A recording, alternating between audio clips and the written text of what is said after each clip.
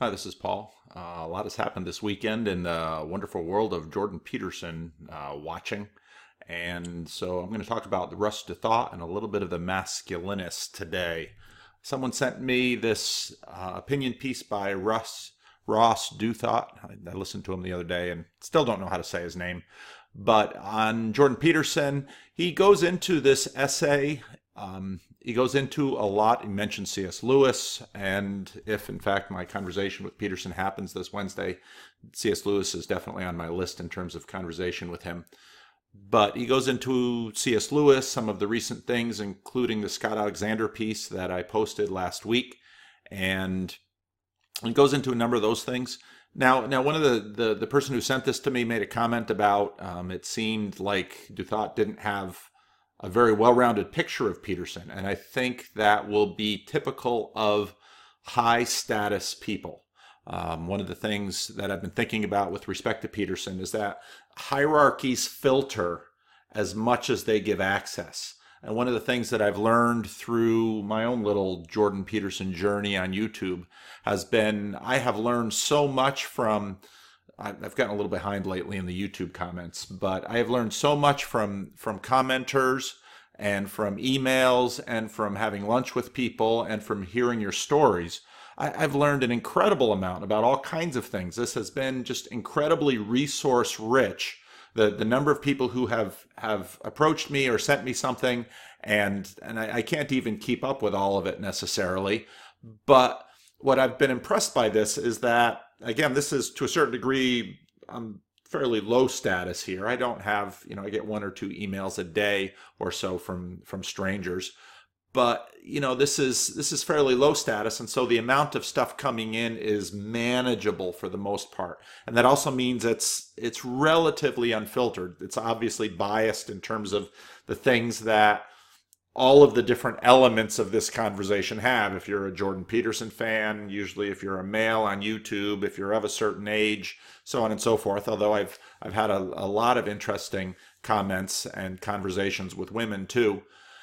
But it's very interesting how hierarchies filter. So then when you think about, okay, I've gone from 0 to almost 5,000 subscribers in the last 4 months. Well, Peterson's got 1 million. Well, what does that mean? Well, it means that he can't possibly read all of his emails. It also means that now he's got access to people and to platforms that I never would. And it also means that he's extraordinarily busy with all kinds of things. Now, hierarchies filter and as well as give access. And so, for example, Ross Dothought at the New York Times, he's been doing opinion pieces as kind of the conservative voice, religious voice. He's one of the people in the New York Times who is a believing Christian and an observant Christian, let's say it that way, who takes his faith seriously and writes about it. He's a Roman Catholic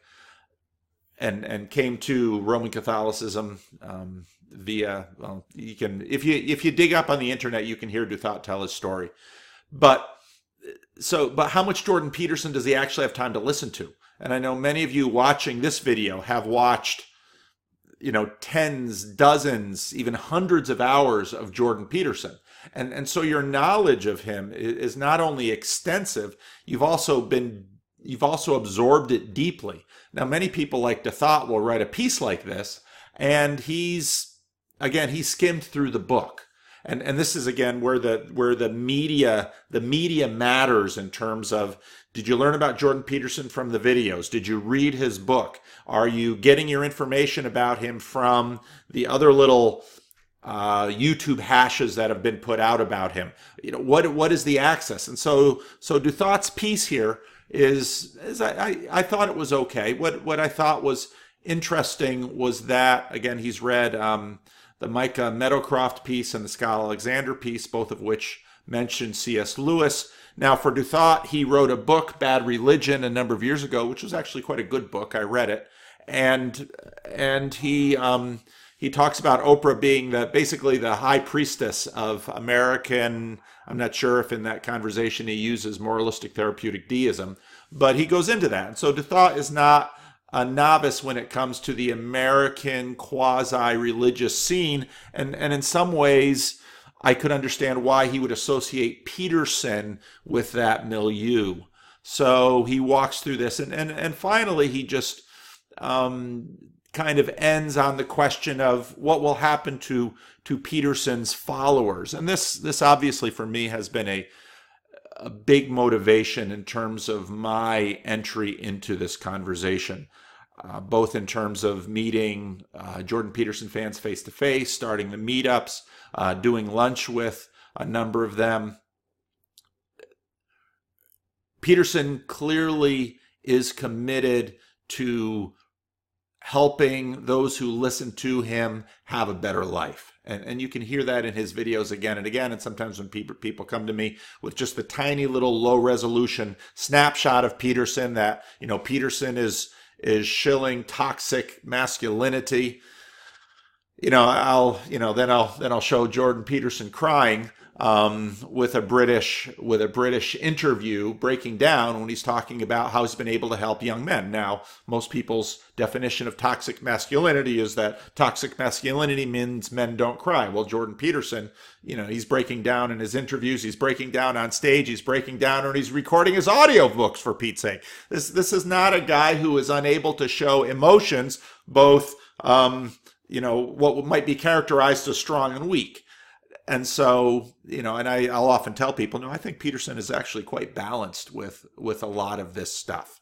And so the Duthought piece wasn't, I didn't think it was groundbreaking, but I can very much understand why he wrote what he wrote, having read a lot of his stuff over the years. What it really reminded me of is the masculinist. Now, did I not have that one up? Yeah, here it is. If some, I'll put the link in the notes, but if some of you are unaware of Aaron Renn and his email newsletter called the Masculinist, a lot of you Jordan Peterson folks would, especially the men, would probably like reading this. Now, he is a Christian and he's a conservative Reformed Christian, but he's spending a lot of time talking about male and female. Now, when I posted some of his stuff to a broader listserv that I participate in, a lot of the women objected to the title, but okay, everybody's got objections. And I encourage them to read more deeply, because his last few ones, he's going into, the issues that really, well, here's my broader point. What Duthought is seeing, what gives Jordan Peterson traction in our culture, has everything to do with what's going on in the culture. In other words, Jordan Peterson was out there having these ideas, and you fans who've watched his videos all the way back into the Harvard days, why now? Why is this the Jordan Peterson moment? Well, it's because of everything that's been happening. And so when you hear Aaron Renn and you see the kinds of things that he's writing, he's writing about very similar things as Jordan Peterson. One of the things that I noted with Renn is that he's now this is a conservative Reformed Christian, and what he does in Masculinist number 17 is he's criticizing a lot of conservative Reformed leaders, Al Mohler, Kevin DeYoung, and the Gospel Coalition, which is a major conservative Reformed website. He's critiquing the basis of attraction that these groups are putting out, and he's doing this as a conservative Reformed Christian. And also an urbanist. He's a city planner. That's his day job. And so, he goes through the alpha and beta characteristics of attraction and a bunch of these things. And he's using basically biology and, I would say just offhanded, Darwinist biology, which again, if you're part of conservative Christian subcultures, these things are often not appealed to. But he's appealing to them, without any apology, and using them to construct, his ideas about masculinity and men and women and attraction and women not marrying. If a woman doesn't get married by the age of 40, she's going to have a tough time finding it. And then even in this particular one, in number 18, he goes back to Jordan Peterson a little bit, which he had mentioned in a previous one. But he too, he admits here he hasn't watched many of their videos. He's not really a fan. But I was struck by reading his thing how aligned he is in many ways with a bunch of Peterson's stuff. And so, here he weighs in on the Christian thing. Peterson is definitely not a Christian. And, it's pretty dogmatic, but okay. And I have some issues with his psychology-based approach. I'm not endorsing him, but here's the thing. Is there a big-name Christian pastor anywhere in America who would do what Peterson did in that video, which is basically standing up to Kathy Newman? And you Peterson fans out there know exactly what video that is. Would any of them completely reject the secular framing of the issue and stand firm on a politically incorrect answer while being deeply knowledgeable about the issues from multiple perspectives? I've never seen a Christian pastor do anything like this. This is why they are increasingly irrelevant and why YouTube gurus like Jordan Peterson are drawing hordes of men and changing lives, even if not always in the ways we would agree with. And I thought that was very much dead on. And so I'll leave links to the Masculinists. So if some of you want to get onto that newsletter, it's just an email list that you subscribe to, and then whenever he puts one out, you get one. And I've found them to be quite helpful, and I've enjoyed reading them. I first found them through Rod Dreher, whose blog I've read for a number of years.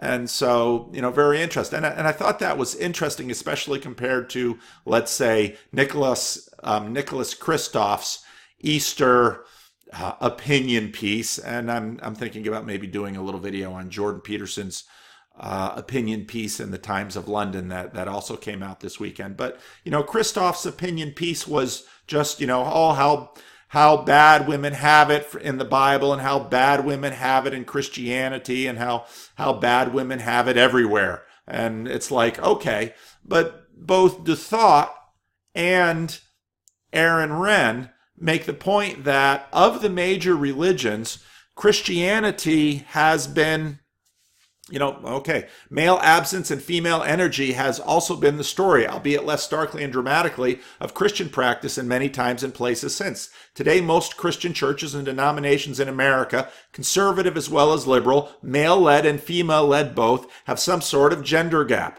sometimes modest but often stark. Despite their varying theologies, evangelicalism, mainline Protestantism, Mormonism, and Catholicism all have about a 55-45 female-to-male split in religious identification, and for black churches, it's even higher. And if you go to some of Aaron Renn's earlier, I got to find his here he is. If you go to some of his earlier pieces, he spends a fair amount of time going into the male-female split in Christianity, why Islam seems more male-friendly, why Judaism seems more male-friendly.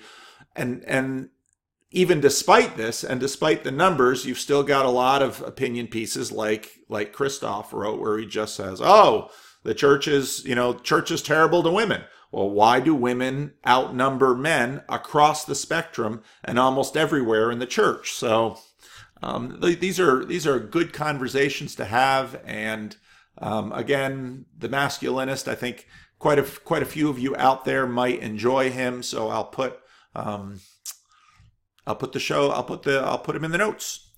And that's just a little bit. I hope to do a few more videos today.